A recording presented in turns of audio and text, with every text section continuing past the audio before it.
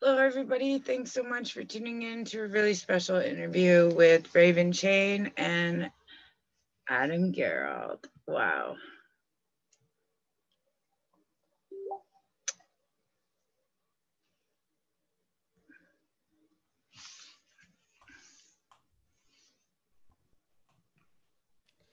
Hello, hello. How are you doing? I hear ya. There you are.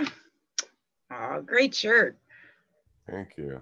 Yeah. How are you doing? Uh, Lots of water. I know why. I know why. Glad you made it. I guess he's just installing Zoom right now. Okay, cool. Yeah. Yeah. Mm. How's things going down in Florida right now? It's fucking, I'll show you. Fabulous. Fabulous. Shut Um, up. let's see.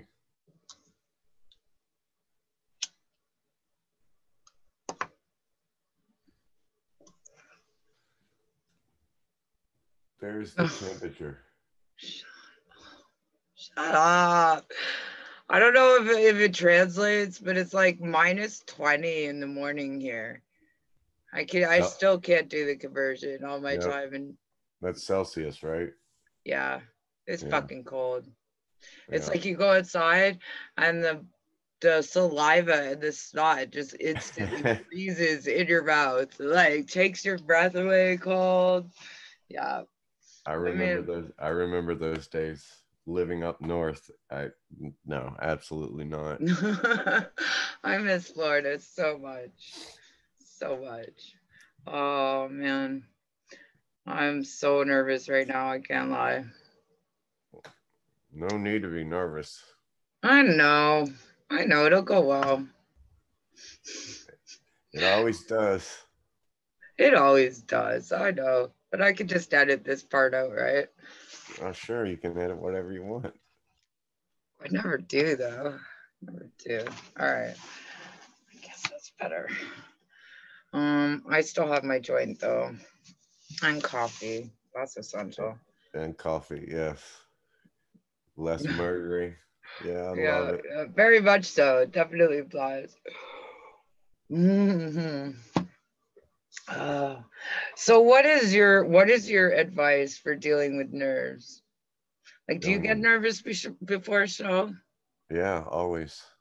Yeah. What do you I, do? I drink. Half the people say that. Half the uh, people say that. But then you yeah, run the risk of like being too messy to perform, no? yeah, doing a shitty show. Yeah, That's Un- never happened though, right? yeah. Unfortunately, that's a difficult balancing act. Is Hmm. to to drink enough to not be nervous, and then not drink too much to where you're not slurring. Yeah.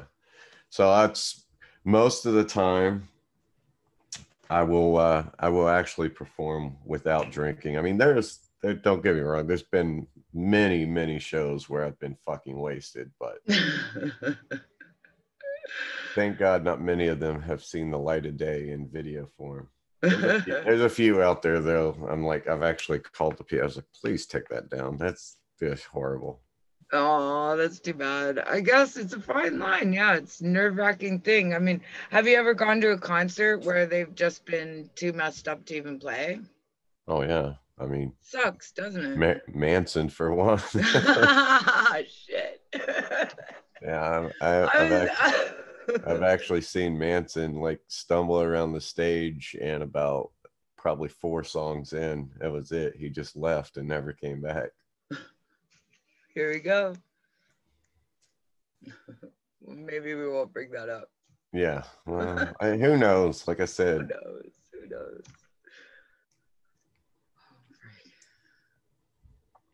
Connecting, connecting, connecting.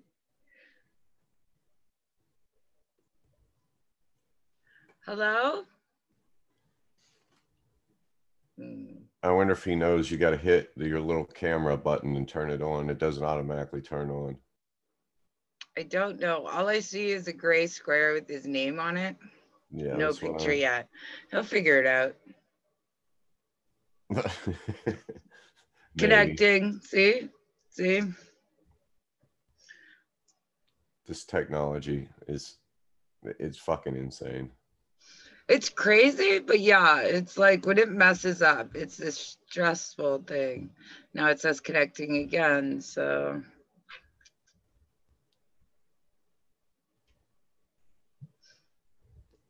Man, I've been looking for a cool pair of shades, and with everything closed, my only two options were Walmart and the dollar store, and I did not find a cool pair of shades to wear in this interview. Dollar Tree. I used to, I used to do like the old ZZ Top song and buy the cheap sunglasses. There we go. Hey, nice to meet you. Welcome.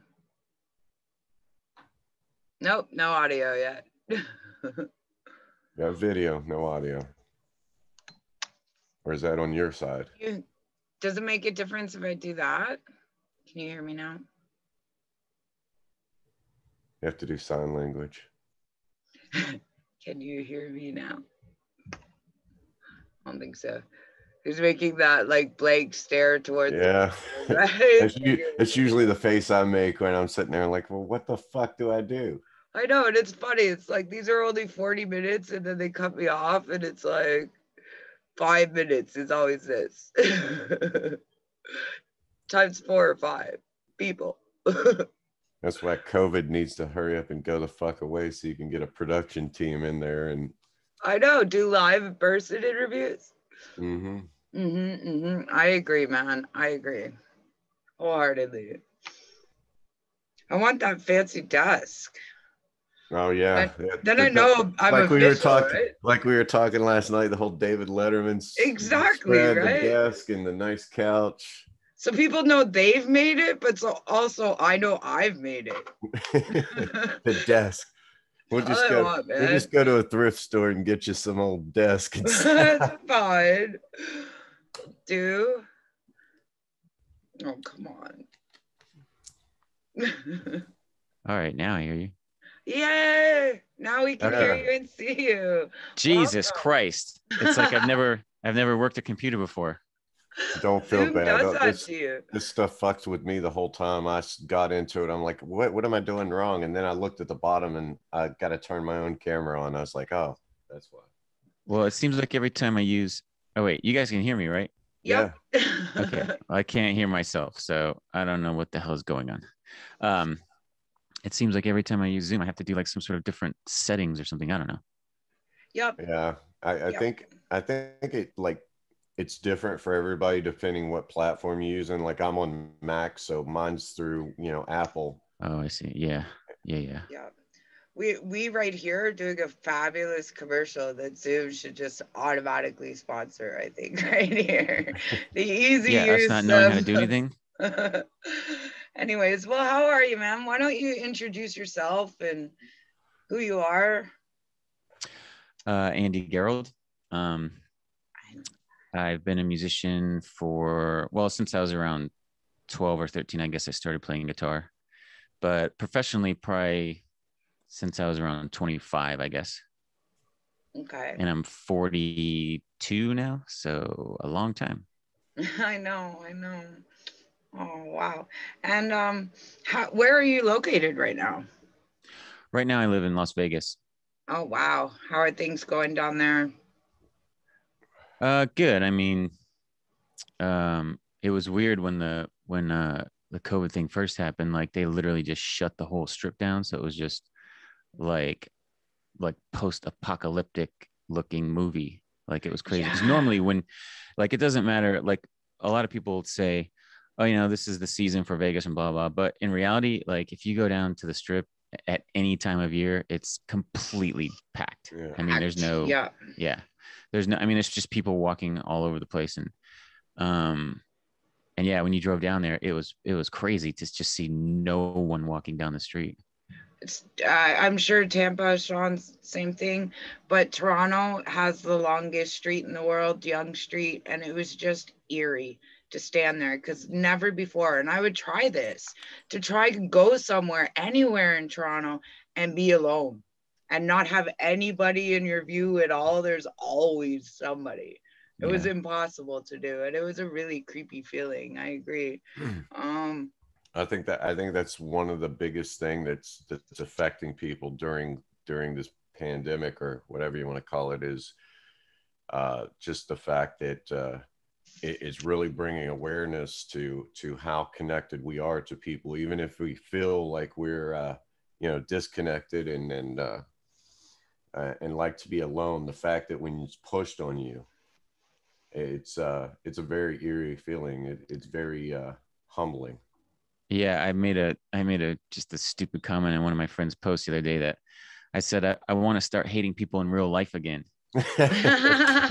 because or in person, because it's just like when it first started, I was the same way. I was like, this is fine. I'm used to just staying at home and being by myself. And then, you take for granted just the tiny little times that you would go out and hang out, with your friends. And which is not very often for me, but when you're forced to not be able to do it, Yes. then you're just like, oh man, this is, after a couple months, I was like, all right, I get it. Like, this is brutal now.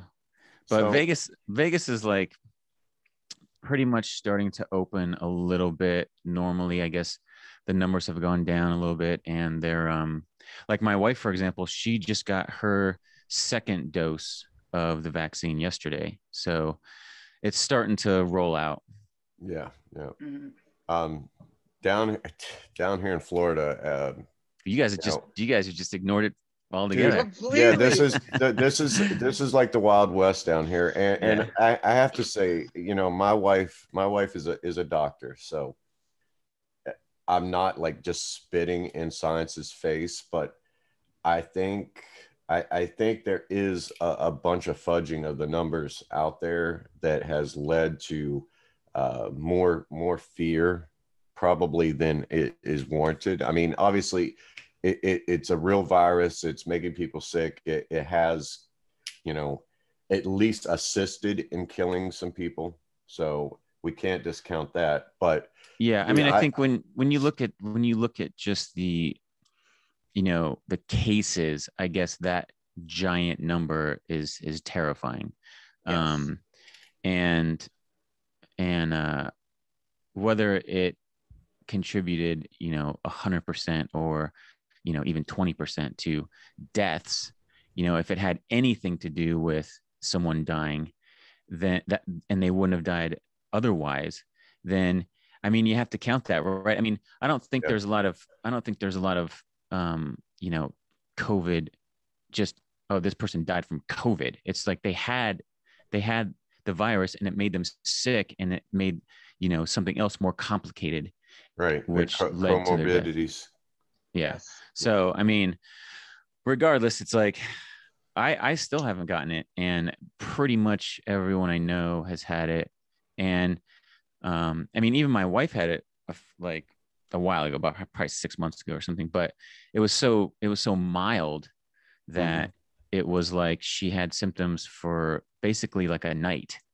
And then we had the people come, they actually that came to our house and did a test, and she got her results back and she tested positive and I tested negative. So her case was so So, mild that she yeah, didn't even like give it to me. And we're right. like That's literally in the same house all day long. Like, so same thing with her mom. Her mom's husband had it and her mom didn't get it. Oh So wow. it's just it's really strange. weird. Yeah, Yeah. I it's so strange. It's almost like it's programmed to get certain people. I mean, I as Well, know. strange And as yeah, that almost. seems. Yeah. I I know It's people who have died. I know people who have died or have had family die.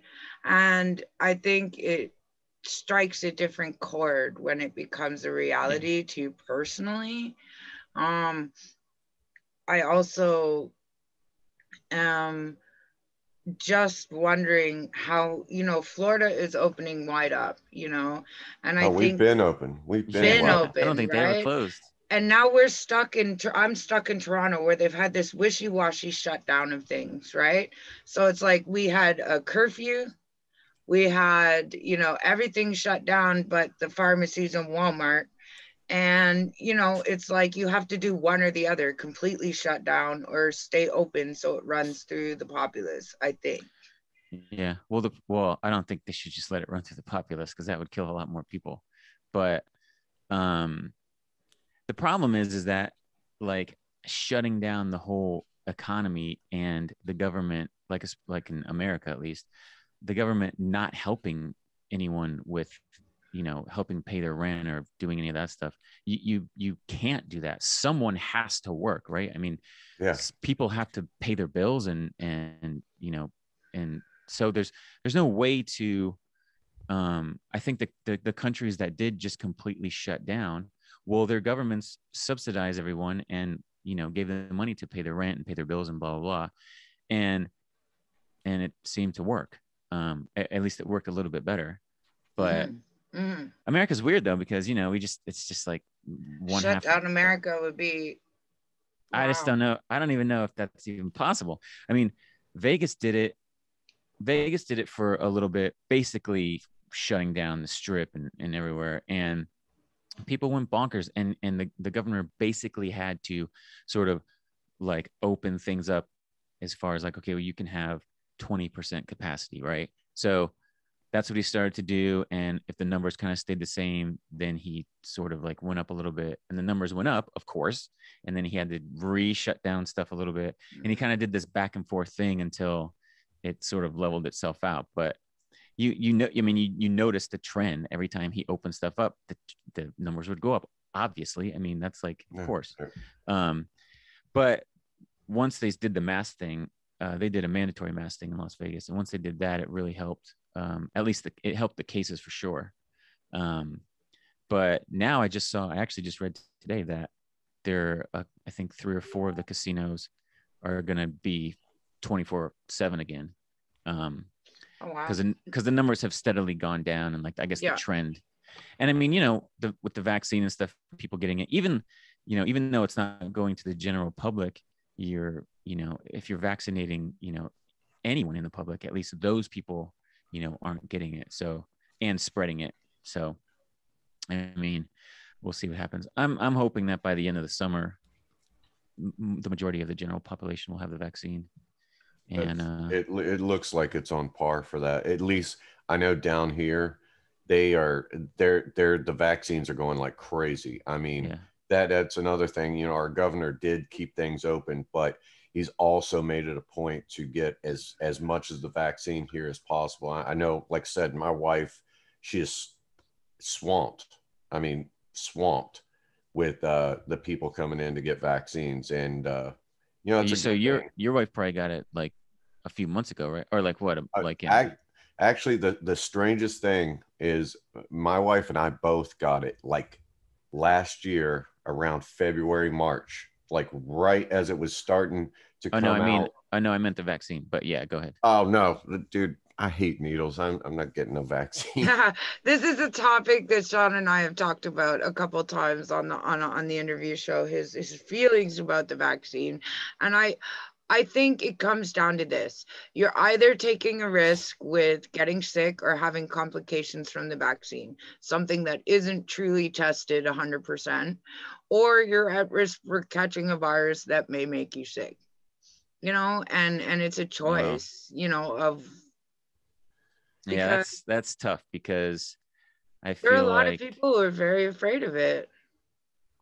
Well, but why are they afraid of it? Is there any? There's no real proof that it is hurting anybody. I think the fear is the fact that it hasn't been tested. I have a very complicated medical history. I have a lot of rare disorders and autoimmune diseases.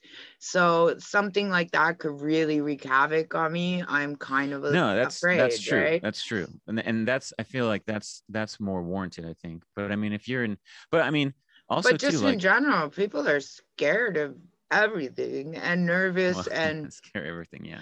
But the manipulation we felt with our government and the way it's gone along, nobody feels trusting.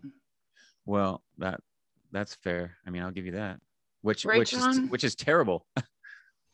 I just for me, I'm I'm not what they would call like an anti-vax or anything like that. Like all my kids had, had their vaccines all the way up until they were 18. Mhm. Of course I did growing up as well. And aside from being a slightly psychotic, I don't think it affected me too much, but um, I don't know. It just, to me, and everybody has their own choice, and that's what's so great about being alive and being a person, and especially being American, is you have your own choice. And me personally, I don't think there's enough testing, or I don't think there's any possible way, even President Trump and his whole team, that they came up with a safe vaccine in less than a year. I don't think it's Well, right. possible. Well, President Trump didn't come up with anything. Yeah, or we'd He all didn't be do. fucking He shooting up didn't with do bleach, anything. yeah, or disinfectant. But Well, what about this? What about let's say in a year from now, after everyone's or the majority of people have been vaccinated, and it's proven to work and be safe, then would you take it, or is it just the time that it's just so quick? I guess. Pretty much to be, if I think yes, that's what it's I just keep it's hearing. too Yeah. sudden. It's too sudden for me to put something into my body that I have no idea exactly what the components are. Like I said, my wife has even sat down and she's like, well, why is that component in there? It doesn't need to be in there. And I'm like, well, I don't know. You tell me. You're the doctor. And so as time progresses and it has proven, and I'm talking maybe a couple of years, and they're still being draconian and saying we can't travel as musicians without the vaccine, then I will consider doing it. Yeah, I mean, that's going to be a thing when. Well, I mean, Yes. I wanted to bring that up with you too. I mean, uh, the whole music thing. I mean, it's Yeah, I haven't played a gig since last January or something like that, January, February. So it's been a year, literally just sitting doing nothing. I mean, Is it your label that's saying you can't, or are you, or is it you there's personally? no one open, nobody, there's no and, place to and the play. and the venues that would be ballsy enough to open, nobody's insuring shows. The insurance companies will not insure them, so therefore you take the liability, and nobody can afford that. I'm learning that it's like anything over 2,500 requires approval by the state, approval by the mayor of the city, approval by the fire department as to how you're going to keep it COVID safe. So you're stuck to things under 2,500. So like your largest bars maybe, right? But then Yeah, but I can't imagine. I mean, I can't imagine them opening even that many people. I mean, right now, I think like in Vegas, they are they, in Florida, are they not, John? It's crazy. I mean, well, we just had the Super Bowl here, and Yes. there hasn't been like a huge spike in COVID. So, oh, right. Yeah. Yeah, something like that. But I'm talking about venues where they're like, there's no seats, you're just standing like shoulder to shoulder type of thing. there's a, I don't know if you're familiar with Janice Live in Tampa. It's an outdoor, basically theater. Yeah. I believe They're it's doing around 5,000 cap. They've been doing shows there, but Wow. they have been doing COVID precautions. yes. It's Yes. wear a mask in, Yes. and basically what they do is they partition out squares. Oh, I see. So it's not quite 6 feet, but Yeah.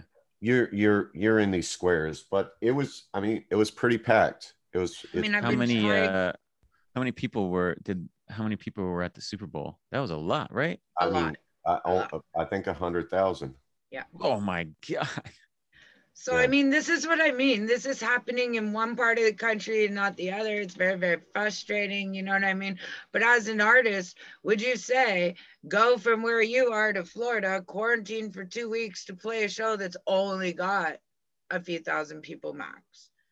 There's no way to do it fiscally. I mean, No, I mean like, financially, yeah, there's no way to Sucks, do it. doesn't There's it? no way to do it. I mean, you would that's what pay more, like just in your flights and hotel rooms than you would make at the gig because there's not a lot of people paying to get in. So, exactly. Now, this is the like, thing. I think that celebrities or people that really want to be seen. Somebody that's used to being in front of, a large arena, going to a small venue like that, I would pay much more money for that. And then, Yeah.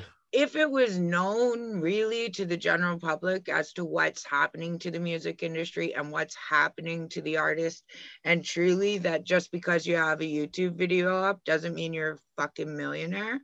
Right. I think that if people really understood, they would be more willing to pay the pocket money.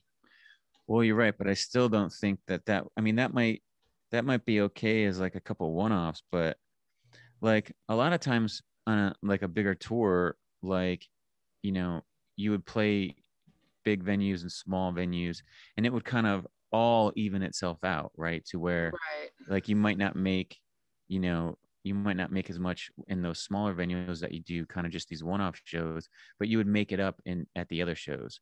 But that's a whole bunch of them together, like through around a 3 or 4 week sort of tour, right? It would all kind of balance itself Right. out.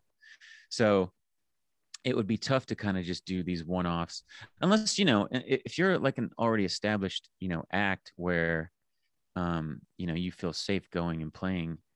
I forget what band was it, the Foo Fighters or something. I forget, but they can afford to just if they wanted to just go and do a couple one-offs Yeah. and Right. I'm maybe I'm break even or whatever. But I'm talking to the superstars sometimes and they're all just itching to play. So I think it's a matter of like, what the hell? If I can get there, you're gonna cover my cost and feed me and I'm gonna be okay. I just want to freaking play music, right? yeah, Yeah. I I It'd mean, be mean, nice to be the able the to. want the want and the desire is there, but what Andy's saying is Is to not to feasible. get a band of any stature whatsoever on the road, or to do, like you said, a couple of one-offs. I mean, the average person has no idea what costs go into doing a show like that. For one, it's not like they just show up and No, they I get know. all the money. The artist actually puts up money, Yeah. you know, travel, all that stuff, um, yeah, I mean, like with Manson, we would have to do like one or two big shows just right off the bat, and then they Hmm. would use that money to fund the subsidize start. the rest of the Yeah, tour. Yeah. just to start the Mental. tour. Because it's like, yeah, like he said, it costs so much money. I mean, we had um 3 or 4 buses, a couple semis. I mean, imagine just the gas money it takes to Yeah. move Yeah. those vehicles Yeah. And they're is all diesel. tens of thousands of dollars. Like Yeah. just to do that. I mean, it's just like And it's how it's many people are insane. actually involved Yeah. with I mean, Well, that? you yeah, got between Yeah, all the it's lighting, all that. I mean, crazy. like, yeah, it's an insane amount of money to do it, especially now because of like gas and stuff. And I speaking have of, a what are you question. doing musically now, Andy? What's I'm that? sorry. What are you doing musically now? Right now, I'm just working on a couple original projects, and I do uh, I do like some gigs out in Vegas that just kind of like pickup gigs. But I do my main gig is just Tom Petty cover tribute band that we've been doing for like a couple years, and we like travel all over the place to do it. Um, and it's a lot of fun. But right now, like we have shows booked. We've had shows booked since the beginning of the year, and they just keep getting canceled one after the other. Hmm. All our shows last year, obviously, and so now we're just kind of like going week by week of like, is this one going to cancel? Is this one going to cancel? So, but they have to book the shows out so far in advance that you like plan on it, and then like a couple weeks before the show, it's like, nope, that one's Nope. canceled again. Yeah. So, but That's disappointing. I hate. I Yeah. feel like once it gets going though, I mean, it's going to be awesome. I mean, people are going to go nuts when the Right. live shows come back. And you know what? If you have to wear a mask in there, um, if you can wear a mask and stand up with a bunch of other people and watch live music then fine, whatever. I mean, I don't Whatever. think I don't Yeah. think people will care as long as they get to go. I don't know if you guys remember or saw the benefit concert in Toronto after the SARS epidemic. I don't remember. Oh wow, it was absolutely huge and it happened so fast. And it was the Rolling Stones, AC/DC, like just a whole bunch of huge bands thrown together in a week celebrating the, you know, good conclusion of SARS in Toronto. And I just think that's going to happen on an explosive worldwide stage. And it's going to be probably the best next decade in music history. Yeah, I Just mean, for that reason. it Yeah. might be, especially for live musicians, there's gonna be so much work and I feel like it's gonna be really good. But it's just like what does that even look like as far as, do you have to wear a mask? Do you have to, is there gonna be just like sections where you can drink? Like, I mean, it's kind of like no one really knows what it looks like for a larger, for like a larger kind of thing. Um, but I'm hoping by the end of the summer it'll be close. It'll be close. I And by think it next summer, happened too in the worst time in the music industry in decades because everything is upside down. The money's shifting in different directions. Artists aren't being supported in the way they used to be in past times. And this is either going to collapse things and rebuild it in a very different way. I really hope for the better. yeah, I mean, well, I mean, musicians have been for the past few years have been relying on the touring, especially because no one Mhm. sells albums anymore, obviously. So I feel like, especially bands, I think it's going to be good for new bands because people are going to be so excited to just go out and see live music and to just be at a club, be at a bar, that it might help brand new bands who don't have a following or who are just starting. And, people are just out and about. And, it might bring in new fans for some of these bands who, Right. who normally would be trying to start and having a rough time of it. So, I mean, I'll tell you what, it can't make it worse. Yeah. It can't be worse than playing no shows. Yeah. So, Yeah. so we'll see. Well, I'm hearing from a lot of, people in the industry that everybody has the general consensus, like mid to end summer. I know some of the festivals are talking about moving forward and opening up again. So Yeah. I just heard actually from a few people that Vakken got rescheduled again to 2022. So what did? Vakken. Vakken. Yeah. Yeah. So I mean if the big major festivals are like doing something, I think everybody's gonna freaking follow suit, unfortunately. And Well, it's again, like you said, the insurance. I'm sure it depends country by country, but like I didn't want to believe it when somebody said that last March 2022. And I was like, Yeah. oh, you Well, also you got just to think doomed us about, all. yeah. Well, you also got to think about like a lot of those festivals, like in Europe and stuff. Um, they rely on people traveling To to go them, there. Yeah. yes. So it's like, you know, it's like you put the festival on, and if America is not doing great, as far as that means that everyone who would have come from America isn't going to show. Yes. or And is can't and go. or can't, yeah, exactly, or can't go and isn't going to pay for hotels there and going out to eat in restaurants there and just normal touristy stuff, right? That makes wherever those festivals are, that makes them money. And that's just one country. And like, I mean, the restrictions on all the other countries too. So it's kind of like they have to think about that. It's like they can say, okay, well, our country's doing great, so we can put on normal shows, but to put on a big festival, we need people from all over the world to come, and spend money. We only Um, have 10 and minutes left. Unfortunately, Zoom cuts us off after 40 minutes. But was there anything you wanted to talk about? I know that there's a lot of crazy stuff surrounding Manson right now. Is there anything you wanted to say or not say about it? Yeah, I mean, I can't really comment on any of that stuff. Okay, fair enough. Like, I like I feel like you don't want to take anything away from what the victims are saying, but everyone has their sort of own experience with him, I guess, as far as even like being in the band, being his manager, being anything, right? So I mean, like you're in his little bubble, but there's still pockets of that bubble that you're in, right?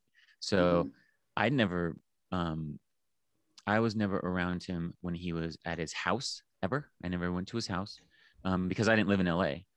Um, so any of that stuff, I literally don't know. I have no idea. I feel like I don't want to take sides. I don't want to like you said, feel the same way. But my frustration is that it hasn't been proven one way or another, and his label and everybody is dropping him like a hot potato before knowing. And I think that there are so many artists who have committed crimes, let's say serious crimes, murders, rapes, drunk driving, horrible things, you know what I mean? And they're still allowed to keep their stuff. And I think that's where my frustration is I feel public persecution. The minute it stops selling records, everybody's like, whoa. And I'm frustrated by that one aspect of the lack, again, of label support. Yeah, I almost think that this might be I guess this might have been building up to this a long time ago. Yes. For him specifically, or just in general? And for him specifically, and you know, like it's tough, man. I mean, like, you know, he like he said in his response, like he said that, you know, his life and his art has always been, you know, a target for controversy, and he's right. I mean, like when he first came out, well, I mean, when he first came out, everyone was all the, you know, mostly the conservative people, and even my parents and blah blah blah, they were trying to cancel him from the beginning. Yes. Right. So I feel like maybe this was just the sort of straw that broke the camel's back type of thing, to where it was like, you know what, you know, it's only going to take that one thing, you know, to just blanket, just all right, it's done type of thing. But yeah, I mean, it's tough because I don't know. I don't know what happened with those people. Does. And it's kind of like, if they're saying that stuff happened, I mean, what does, especially like someone like Evan, what does she get out of it? She doesn't get anything out of it as far as money or anything like that to come out and to say that stuff. She has a great career. It's not helping her career to, you know, say that stuff. So I don't know, man. It's a weird thing. Yeah, it's hard to say. I mean, because you could speculate all day long. It doesn't mean you have the facts. I mean, yeah. And it's like, it's that thing where it's always that, like, do you separate the artist from the art type of thing? I mean, they still play fucking Michael Jackson songs on the radio. I know, and I can't. That dude, I mean, come on. Even if he didn't do the worst possible things to the kids that they say, he did something. The parents said that they went into the bedroom with him and blah, blah. Okay, so that's weird. Yeah. And it killed, again, something so sacred to my childhood. You know what I mean? Like, I know, it's brutal, man. And this is, and I couldn't bear it. If this broke the love affair with the music, that's just so damn fucking good. But we all saw publicly that he was struggling. We all saw that his lifestyle probably wasn't the most healthy thing in the world, just visually, like, wore it on his face, you know, you can see it. And it was allowed to happen. You know? Well, I like, you know, I used to say all the time, you know, after I left the band and stuff, that like, you know, Manson was one of the last like true rock stars. Yes. Like Genius. him, Scott Weiland. I mean, these guys, not that it's good or bad, but they, you know, they lived like that rock and roll lifestyle, and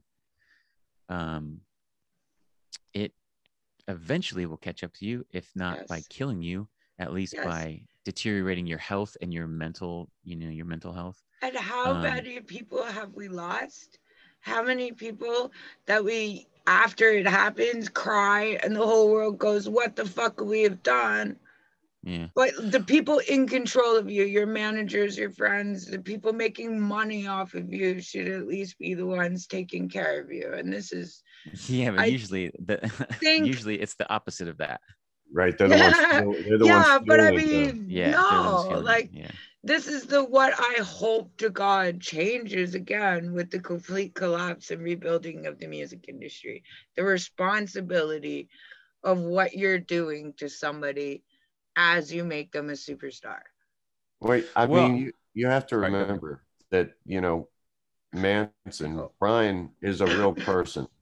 He's not just Marilyn Manson. You know, he has his own demons, his own childhood, his own memories. You know, he's a real fucking person. And most people deal with it like by going to the bar and getting too fucking shit faced or whatever. You know, Manson just has a bigger bar and a bigger buffet, and Right. people saying, yeah, we want you to be the Fabulous Disaster because it sells records, it sells Exactly, shit. that's the thing. So, Yeah. but you know, Some point, again, all these people, all these stars, Britney Spears, Manson, they all have handlers. They all have people that, you know, walk them from the car to the hotel. You know, it's kind of hard to put a leash on an artist because that's just how they are. I mean, you know, Yeah, they have to want to do it themselves. of course, I remember as anybody does I think in that life, I think in not dealing with that. But I think Kid Rock was talking to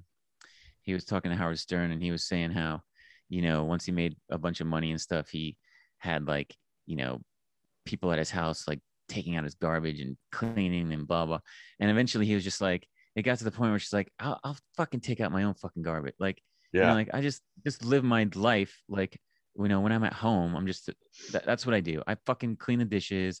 I take out the garbage. Like, you know, and that sort of like levels you back down a little bit, you know, as you know, as much as someone like him could be, but still like, but he made that choice, you know. No one, his manager wasn't like, hey, you need to get rid of your butlers or whatever. Like, you know, he made the choice of like, I just need to be fucking somewhat normal while I'm at home type of thing.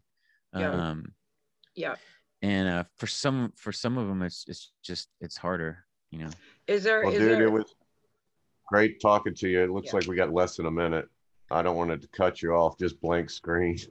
Yeah, that's no okay. kidding. Yeah, I get it. I can't thank you enough for doing this. It's quite an honor to me. I've been a huge fan of you for a very long time. You can just ask anybody.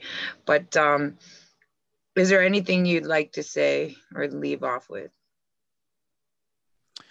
Well, I'm currently working on a couple